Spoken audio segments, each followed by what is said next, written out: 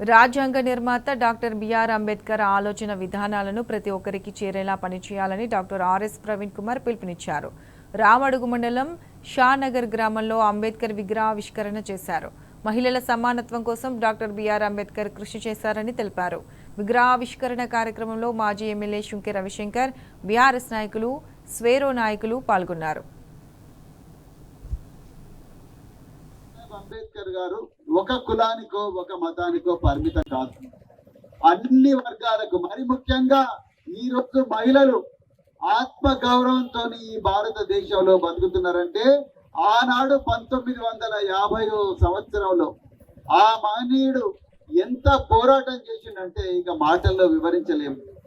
ఆనాడు జవహర్లాల్ నెహ్రూ గారు, సర్దార్ వల్లభాయ్ పటేల్ గారు, ఆనాటి సీనియర్ నాయకులందరూ కూడా వ్యతిరేకించిన హిందూ కోడ్ బిల్ పెట్టి అందులో మహిళలకు సమానమైన హక్కులు రావాలని పోరాడిన ఒక గొప్ప యోధుడు బాబాసాహెబ్ అంబేద్కర్ గారు. ఈరోజు ప్రతి ఫ్యాక్టరీలో కానీ ప్రతి చోట కూడా మరి 8 గంటల కన్నా ఎక్కువగా ఏ శ్రామికుడు కూడా పని చేయకూడదని రూలు ఈ దేశంలో తీసుకొచ్చింది బాబాసాహెబ్ అంబేద్కర్ గారు. మరి జీవించే హక్కు మనకు ఉండాలి. చట్టం ముందర అందరూ సమానులే.